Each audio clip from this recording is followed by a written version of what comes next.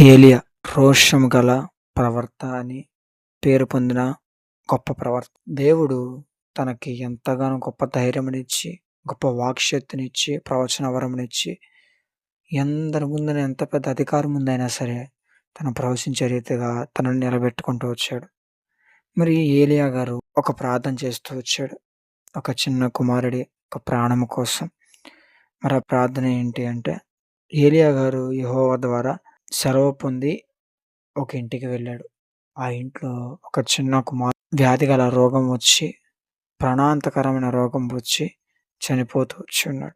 దాంతో ఆ కుమారుడి యొక్క తల్లి ఇలా మాట్లాడుతూ వచ్చింది. ఆమె ఏలీయాతో, "దైవజనుడా, నా యొద్దకు నీవు నిమిత్తమేమి? నా పాపమును నాకు జ్ఞాపకము చేసి, నా కుమారుని చంపుటకై నా యొద్దకు వచ్చితివా" అని మనవి చేయగా, అప్పుడు ఏలీయా ఆ బిడ్డను ఒక మంచం మీద చేసి దేవునికిలా మొరపెట్టాడు. "యెహోవా నా దేవా, నన్ను చేర్చుకొని నా ఈ విధవరాలి కుమారుని చంపునంతగా ఆమె మీదకి కీడు రాజేసితివా" అని యెహోవాకు మొరపెట్టెను. "యెహోవా నా దేవా, నా మొర్ర ఆలకించి చిన్నవానికి ప్రాణం మరలా రానిమ్మని" యెహోవాకు ప్రార్థింపగా, దేవుడు ఏలీయా ప్రార్థన విని ఇలా సెలవిస్తూ వచ్చాడు. ఏలీయా చేసిన ప్రార్థన ఆలకించి, ఆ చిన్నవాని ప్రార్థన ప్రాణము మరలా రానిచ్చినప్పుడు వాడు బ్రతికెను. ఏలీయా ఆ చిన్నవాడిని తీసుకొని గదిలోకి దిగి ఇంట ప్రవేశించి వాని తల్లికి అప్పగించెను.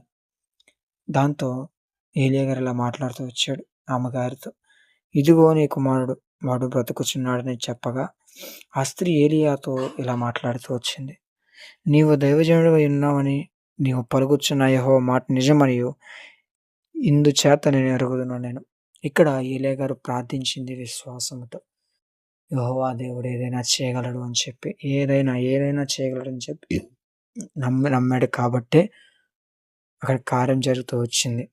మనము కూడా ఎడతెగక ధైర్యము కలిగి ఏలీయా వలె ప్రార్థించాలి. ఎవరైనా మన మీద ఎటువంటి దోషాలు మోపినా కానీ, ఇక్కడ ఆ స్త్రీ తన కుమారుడు చనిపోతున్నాడని ఏలీయా గారి మీద దోషం మోపింది. కానీ ఏలీయా గారు ఆ దోషంను తీసుకొని దేవునికి ప్రార్థన చేసినప్పుడు ఆ యొక్క కుమారుడు బ్రతుకుతూ వచ్చాడు.